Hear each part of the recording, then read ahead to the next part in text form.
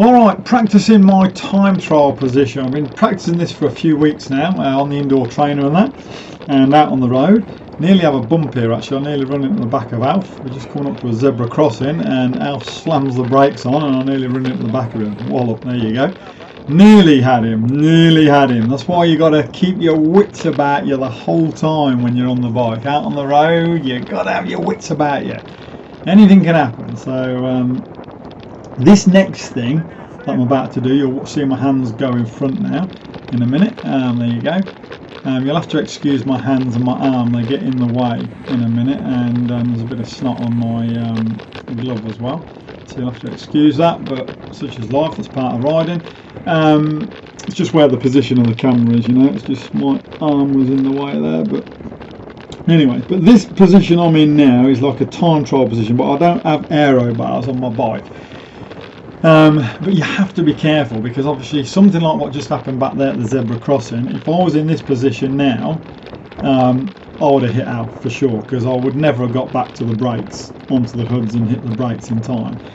So you only do this when you're on the front, when you're leading out, and it's a good position to get into if you just want to plod along at a nice pace, but not have to exert yourself too much. I find when I'm in this position, I can keep the pace going, and I'm not having to hammer out 300 watts. And I'm into a good old headwind here. It doesn't look like it, but actually we're into a headwind here.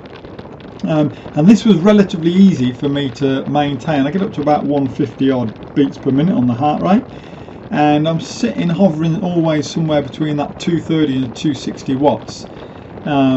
So it's relatively easy, this was, for me to maintain that nice steady speed, and I can stay up around about that 39 k's an hour for the whole stretch that I'm on the front. But as I say again, you wouldn't do this if you're behind anyone. Definitely wouldn't do this behind anyone, and you don't want to be doing this on busy roads. I know this road, I ride this road a whole heap, so I know it well, and I'm doing it on the later part of the road where it's not as busy and what have you. But if you lots of traffic around, all that sort of stuff, don't do it. And I've been practicing it on my indoor trainer. Now don't just go out on your bike tomorrow and give it a go, because there's a good chance you're going to fall off. You got to get used to it, because you're balancing your arms, your forearms on the top bar, and you hold your bum right forward on the seat, so you're sitting right on the edge of your seat, and it puts you into a completely different riding position. That is really easy to maintain that nice steady flow of power. Obviously a time trial bike must definitely work, because this position is fairly good.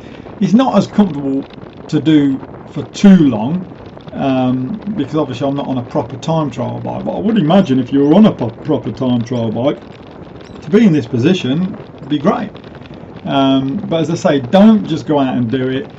Have a practice on it, and if you've got an indoor trainer, practice sitting in this position on the indoor trainer where it's safe, because it does take a bit of getting used to. Don't forget, at this point now I've got no steering and I've got no brakes. Okay, so you've got to slam the brakes on quick, I'm gone. And your steering, you're basically just moving your weight left to right. So to keep yourself solid on the bike doing this, you need a strongish sort of core, because you're using your core a fair bit, because you're literally just balancing your arms on there, you're just resting there. So it takes a little bit of getting used to, but well and truly worth it. Because it makes the effort you're doing here when you're up the front doing a little section like this, makes it relatively easy, and you can pop along at a nice old pace. I mean, nearly hitting 40 k's an hour there into a headwind, and as I say, that was relatively easy for me. I only got up to what, 155 on the heart rate, and I was sitting around about that 230 to 260 watts, which was relatively comfortable. So there you go, nice little easy technique to practice. Give it a go, but try it on the indoor trainer and get used to the balance side of it first, and then go out on the bike and give it a go then. Anyway, you got any questions or comments, you know what to do.